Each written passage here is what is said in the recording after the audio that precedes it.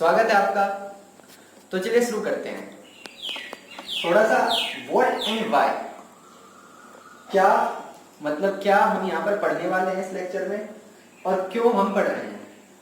सबसे पहली बात, फिजिकल एजुकेशन के लिए आप यहाँ पर आए होंगे, आपने क्लिक किया होगा वीडियो पर। आपको यहाँ पर क्या मिलने वाला है, योगा एंड लाइफस्टाइल के ऊपर लेक्चर। इसमें हम क्या क्या डिस्कस करने वाले हैं आज हम डिस्कस करेंगे योगा का मीनिंग क्या है, वास्तव में एम क्या है इसका, आसन क्या होते हैं, आसन या योगा इसके फायदे क्या है, इंपॉर्टेंस क्या है, और इस तरीके से कि पढ़ाया और याद हो गया सारा, इस तरीके से हम करेंगे कवर। उसके बाद हम ओबेसिटी के बारे में पढ़ेंगे, कौन सी कंडीशन ओबेसिटी वाली होती है, और फिर ओबेसिटी के ओबेसिटी, इस ओबेसिटी के फिर हम प्रिवेंशन कैसे कर सकते हैं उसके लिए आसन पढ़ेंगे। ओके, तो ये होगा हमारा फिजिकल एजुकेशन चैप्टर नंबर 3 से रिलेटेड। लास्ट में आते आते लास्ट के 2 या 3 मिनट में हम आपको कुछ फैक्ट्स बताएंगे, रैंडम फैक्ट्स होंगे, और रैंडम फैक्ट्स के बाद डिटेल में कुछ जानकारी होगी, क्योंकि आप एक अवेयर सिटीजन हैं इंडिया के, भारत के, तो आपको पता होना चाहिए, साथ साथ अपनी स्टडी से रिलेटेड आपको उसके बारे में पता होना चाहिए कि हमारे आसपास क्या चल रहा है। ओके, तो आप एक अवेयर स्टूडेंट हैं, आगे बढ़ते हैं। सो सबसे पहला हमारा टॉपिक है कि योगा है क्या। What do you mean by yoga? आपने सबने पढ़ लिया होगा 11th में भी कि yoga is the union of atma and परमात्मा। हाँ, कि योगा यूनियन है आत्मा का और परमात्मा का। So many of you do not believe in आत्मा। ज्यादातर आप में से आत्मा में शायद बिलीव ही ना करते हो। मेरा ओपिनियन है, मतलब मेरा मानना है, मैं बिलीव करता हूं आत्मा में, क्योंकि इसके अलावा भी कुछ है मेरी बॉडी में। जब ये कुछ गलत करता है एक्शन, तो मेरी बॉडी में जो वो प्रेजेंट है ना, इससे अलग वो मुझे वार्न करती है। तो मैं तो मानता हूं, आप मानते हो या ना मानते हो, सोल कह लो, कुछ भी कह लो इसे, आप अपने माइंड का ही एक ऐसा कंपोनेंट कह लो जो कि एकदम आइडियल है, या जिसे सिर्फ अच्छाई पसंद है, बुराई पसंद नहीं है। So yoga is the union of atma and paramatma. उसके बाद योगा का एक क्या है, अच्छा एक और डेफिनेशन ले सकते हैं कि योगा इज अ साइंस। यार योगा भी तो एक साइंस है, as well as art of living, जीने का एक तरीका है ना। Yoga is a science as well as art of living for a healthy, happy and prosperous life. So ये थोड़ी मॉडर्न डेफिनेशन हो गई। अब बढ़ते हैं आगे कि योगा का अल्टीमेट एम क्या है। देखो, योगा का अल्टीमेट एम है सेल्फ आइडेंटिफिकेशन। क्या है? Self identification. योगा का अल्टीमेट एम है सेल्फ आइडेंटिफिकेशन। इसे कई लोग इंट्रोस्पेक्शन भी बोलते हैं। खुद को पहचानना, खुद को ऑब्जर्व करना, खुद को देखना, खुद के अंदर झांकना, मैं क्या गलतियां कर रहा हूं, क्या मैं सही कर रहा हूं, क्या मेरा फैसला सही है, गलत है, मैंने पूरे दिन क्या किया, ये सब मतलब सेल्फ अवेयरनेस। वो थोड़ा इससे मतलब रिलेटेड ही टॉपिक है। आप सोच रहे होंगे सेल्फ अवेयरनेस में सेल्फ आइडेंटिफिकेशन में डिफरेंस है, हाँ इतना नहीं है। तो सेल्फ आइडेंटिफिकेशन योगा का अल्टीमेट एम है, self identification and self perfection. और ये होता कैसे है? सेल्फ आइडेंटिफिकेशन, खुद को पहचानना कैसे जाता है, और सेल्फ परफेक्शन कैसे आता है, खुद के अंदर परफेक्शन आता कैसे है? वो आता है सेल्फ प्यूरिफिकेशन से। खुद को प्यूरिफाई करना पड़ता है, बाहर से नहाने से नहीं होगा, अंदर से प्यूरिफाई करना होता है। सेल्फ रियलाइजेशन, महसूस करना होता है चीजों को। तो इन दोनों वजह से ये अल्टीमेट एम हमारा बन जाता है, self identification and self perfection. So ये है योगा का एम। अब उसके बाद बढ़ते हैं आसन्स क्या है। सो नेक्स्ट है हमारा आसन्स।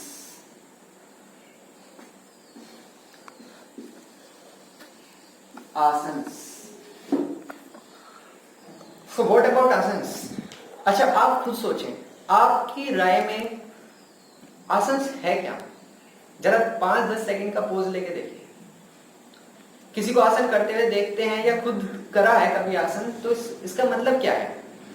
सो आसन का मतलब, आसन है क्या? आसन is a slow stretching activity, और आसन आर स्लो स्ट्रेचिंग एक्टिविटीज जो कि आप सिटिंग, स्टैंडिंग, लाइंग, किसी भी पोजीशन में, किसी भी पोज में कर सकते हैं। कौन? आसन्स। आसंस को। ये कुछ नहीं है, सिर्फ बॉडी को स्ट्रेच कर रहे हैं हम, स्लो स्ट्रेचिंग एक्टिविटीज है। एक बात बताऊं, आसंस का इफेक्ट इंटरनल ज्यादा होता है, एक्सटर्नल नहीं होता। एक्सटर्नल इफेक्ट्स को अगर देखना है, विजुअल उन्हें बनाना है, तो थोड़ा समय देना पड़ेगा खुद को, लंबे समय तक योगा करना होगा, वरना अंदर तो इफेक्ट वो दिखाता ही है। तो योगा, ये जो आसंस हैं वो 3 टाइप के होते हैं। Number 1 meditative asanas, number 2 relaxative asanas and number 3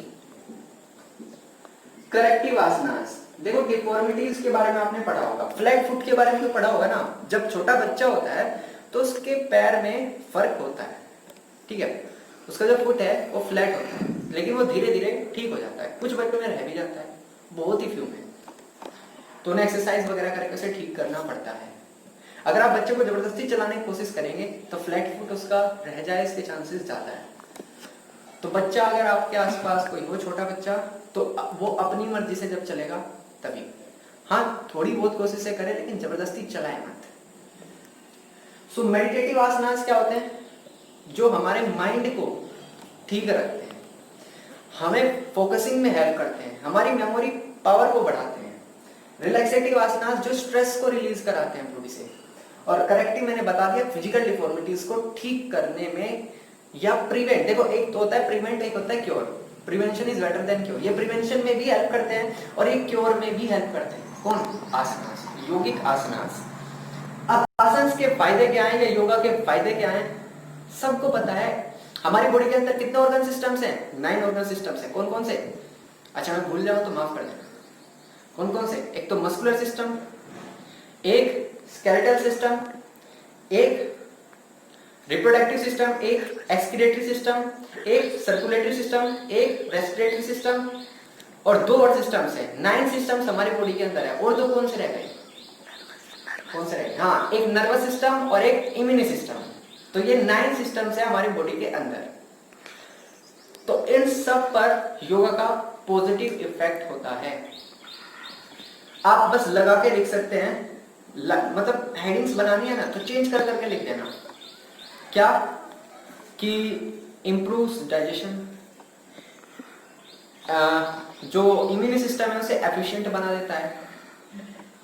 कहीं एफिशिएंट वर्ड यूज कर लेना, कहीं इंप्रूव कर लेना, कहीं इनहेंस कर लेना, कहीं सिस्टम की जगह इम्यूनिटी पावर बोल लेना। तो मतलब कुल मिलाकर के 7 पॉइंट्स, 8 पॉइंट्स आप बना सकते हैं योगा से रिलेटेड, क्योंकि 9 ऑर्गन सिस्टम से तो बॉडी बनी है। और क्या इफेक्ट होगा? तो इन्हीं पर तो इफेक्ट होगा। ओके, नेक्स्ट आगे बढ़ते हैं, हम बात करते हैं ओबेसिटी की। ओबेसिटी, ऑब्सिटी की, मतलब ओबेसिटी है क्या? ओबेसिटी वो कंडीशन है जब आपकी बॉडी पर फैट एक्सट्रीम हो जाए, एक्सट्रीम लेवल का फैक्ट हो जाए। एक्सट्रीम वर्ड तो समझते हैं आप सब, एक्सट्रीम लेवल का फैक्ट हो जाए। दूसरी परिभाषा, डेफिनेशन इसकी ये है कि बीएमआई आपका body mass index, weight in KG upon height in metre square या weight in grams upon height in centimetre का स्क्वायर, ये आपका 30 से ज्यादा हो रहा है। या फिर बोल सकते हैं कि आपका आइडियल बॉडी वेट जो होना चाहिए आपकी हाइट के अकॉर्डिंग, वेट के अकॉर्डिंग, हाइट के अकॉर्डिंग, वेट के अकॉर्डिंग नहीं, हाइट और दूसरी फिजियोलॉजिकल मेजर्स के अकॉर्डिंग, वो वेट आपका आपके उस आइडियल वेट से 20% ज्यादा हो जाए। तो ये कुछ डेफिनेशंस हैं। ऑब्सिटी आपके दिमाग में क्लियर हो गई होगी इसे। अच्छा, ये ऑब्सिटी कौन से टाइप की डिसीज है? लाइफस्टाइल डिसीज है। ओबेसिटी लाइफस्टाइल डिसीज है, और ये जितनी भी कार्डियोवास्कुलर डिसीजेस हैं ये भी लाइफस्टाइल डिसीजेस होते हैं। तो और डायबिटीज भी लाइफस्टाइल डिसीज है। लाइफस्टाइल तो समझते हैं जीने का तरीका, उसमें गड़बड़ होगी तो डिसीजेस डेवलप होंगी बॉडी के अंदर। अच्छा, आज इसको अगले लेक्चर में डिस्कस करेंगे। अभी हम बढ़ते हैं अपने फैक्ट्स की तरफ। कुछ रैंडम फैक्ट्स जो मेरे दिमाग में आएंगे। हाँ, दिमाग में ऐसे भी नहीं कि ज्यादा रैंडम है। रैंडम का मतलब है कि मैंने कुछ डिसाइड नहीं कर रहा था कि हाँ पहला फैक्ट मैं ये बताऊंगा, दूसरा ये बताऊंगा, इस तरीके से कुछ नहीं। सबसे पहले तो आप सबसे बात करना चाहता हूँ कि टीवी न्यूज चैनल्स पर या मेरे कुछ दोस्त भी हैं, सब ये कह रहे हैं कि 2020 बेकार साल है। बेकार इन द सेंस कि ये खुद में एक आपदा है 2020। हमारे इसमें कोई दोष नहीं है, दोष है भगवान, अल्लाह, या जो भी आप बोलते हैं, जीसस कुछ भी बोलते हैं, उसका दोष है या फिर इस साल का दोष है? कोई ये नहीं एक्सेप्ट कर रहा कि गलती हमारी है। ये जो पेंडेमिक आया है वो हमारी ही वजह से कहीं ना कहीं आया है। आपको पता है कि ब्राजील में जो अमेजन फॉरेस्ट है, मतलब खाली ब्राजील में नहीं है, ब्राजीलियन अमेजन फॉरेस्ट, मतलब अमेजन का जो हिस्सा ब्राजील में है उसमें पेड़ों की कटाई रिकॉर्ड हो रही है, रिकॉर्ड। इस साल मई के अंदर रिकॉर्ड एकदम बन गया है वहां पर कटाई का पेड़ की, आप जाकर देख सकते हैं। इस साल का अनुमान है कि 2000 एकड़ ऑफ अमेजन रेन फॉरेस्ट गायब हो जाएंगे इस साल 2020 में। 2020 में सबसे तेजी से कटाई चल रही है वहां पर।